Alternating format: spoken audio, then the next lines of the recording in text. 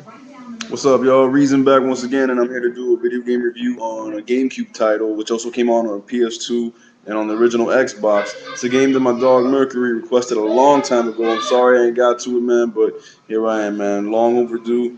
It is Need for Speed Underground, the original. Now, I own it on the GameCube. Like I said, it came out on the Xbox and on the PS2.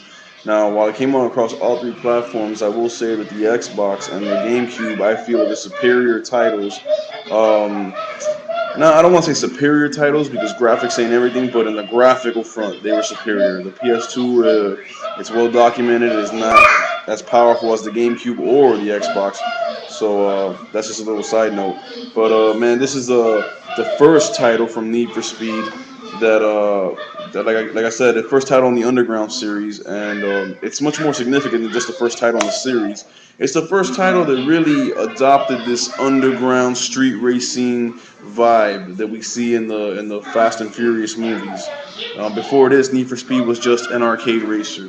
Well, here it transformed into an arcade street racer with modified rides and an underlying story, if you will. There is a plot to the game. There is a story to it, and the game is has a couple of different modes. First of all, right off the top of my head, it's got your underground, go underground, which is the main plot, the main story of the game. Quick race, customized ride, split screen, which is local multiplayer, and it supports only two players. It doesn't go all four. The game does play in progressive scan mode. For those of you who are interested in that, you will need a memory card, seeing as it has this GameCube title to save your data. Now the game has a robust lineup of cars, man, and I'll never forget back in the day when this game first came out. I was reading a review of it. I think it was on a GamePro magazine, if I'm not mistaken. And the headline for the article, for the review, read "Need for Speed Underground. You'll drive a Hyundai and you'll love it."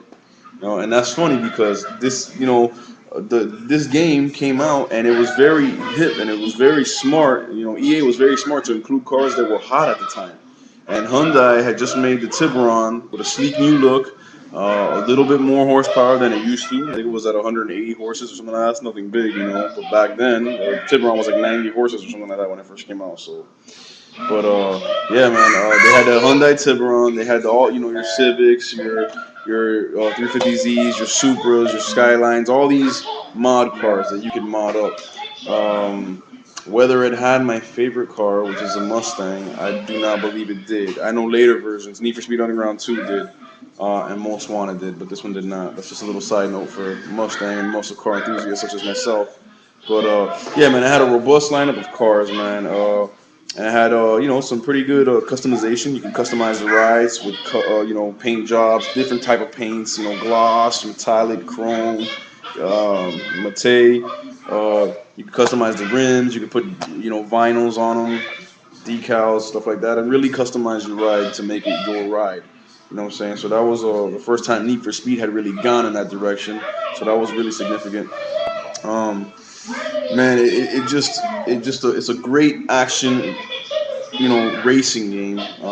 No, I didn't mean to say action game. I mean, it has a lot of action in it, but it's a great racing title. It's a great arcade racer. This is not a simulation by any stretch of the imagination, but that's what Need for Speed is best at. The action, the arcade racing, man.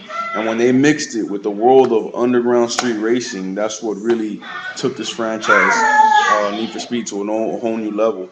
You start off the game entering a race. When you go to the underground mode, you start off in a race where you're driving what I believe is a red and white customized to the point of no return Toyota Supra.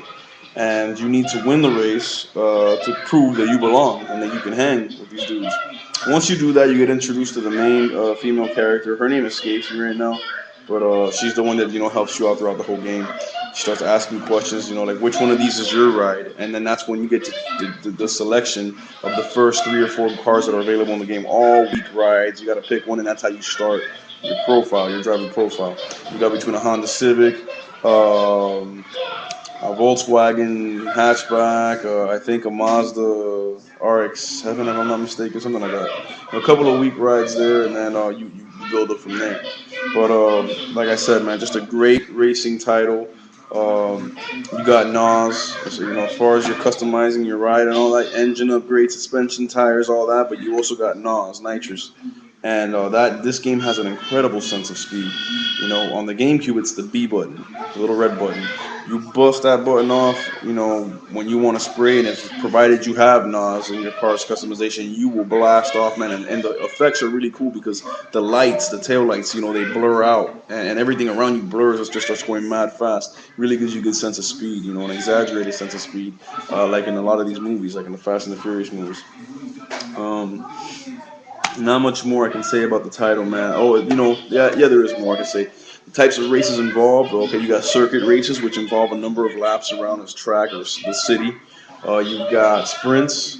You've got drag races, which is really cool in this game because it's just you and a couple of other cars lined up, and it's all about timing your shifts. Even if you have automatic transmission, at this part of the game, in this type of race, it's manual. But all you need to worry about is holding the accelerator and timing your shifts right, your downshifts and your upshifts. And to switch lanes to avoid oncoming traffic is just a simple tap of the joystick in the corresponding direction. It gets really fast, really furious, man, and it's just a great mode. You also got drift races, where you drift around the track for style points, trying to not hit the sides. Um, Man, it's just a great game, man. And like I said, it inspired a sequel, Need for Speed Underground 2.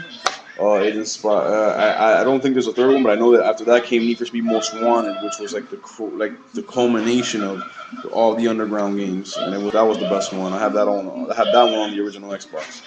But yeah, man, the lineup of cars includes everything from Mitsubishi, Nissan, Honda, Toyota, and many more, man. Volkswagen's in there. A couple of brands or makes that I've never heard of, like some foreign ones. The one that starts with a P, Peugeot or something like that. I don't know how to pronounce it. My bad, man. But yeah, there's plenty of diversity when it comes to cars. However, they're mostly tuners, mostly imports. You're not gonna find any muscle cars in here. Now that I remember, no Mustangs, no Chargers, no Firebirds, nothing like that, no Camaros.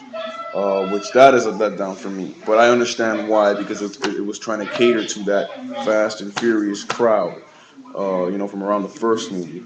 So, like I said, it's a great racing game, man. If you're a racing junkie, man, you like having speed in your games, and just really it's almost unlimited the customization in this game. And later installments like Need for Speed Underground 2, I believe, and Carbon, Need for Speed Carbon, and all that, they took it further where you can auto sculpt the fenders and the spoilers and all that. They didn't do that in this game, but man, the amount of vinyls and decals and paint jobs and combinations and rims and colors of rims and sizes and all that, just you can really personalize your ride to your specific desires in this game, which is awesome. It's a fun game to play in multiplayer. One thing I would have liked them to include a four-player mode instead of just two. But I understand kind of why they did it because you get four little screens and all that speed, and it's not gonna look good. You may get a drop in frame rate and all that. So I understand why they didn't do that. But just a great title, man. I was hooked on this game when it came out. Matter of fact, this one I didn't even buy. This one my cousin lent to me, and then he started, playing Dreamcast or whatever, and he forgot. I mean, Dreamcast. He started playing 360 and stuff like that, and forgot about the GameCube and just let me keep it, man. So thanks for the donation, Richard. But yeah, man, I was hooked on this title. And when Part 2 came out, I rented it, and when Most Wanted came out, I bought it. This game's soundtrack is also pretty good, especially for the day that it came out. It was very current. Lil Jon and the East Side Boys, Mystical, all those MCs and all those artists are in there with tracks that were relevant in that day. It really keeps it thumping. It gives it a hip hop feel, an underground feel, and that's what this game calls for, man. So great racing title. If you want a number, and I'm sure this is gonna get cut off, so the way YouTube's been bugging lately. But if you want a number, I give it a 8.5 out of 10. It was very well done. Great graphics, especially on the Cube and on the Xbox. The PS2 a little inferior, but still got the gameplay there, which is what really matters. Great title, Need for Speed Underground. There's your review, Merc. Hope you enjoyed it, brother. God bless, man.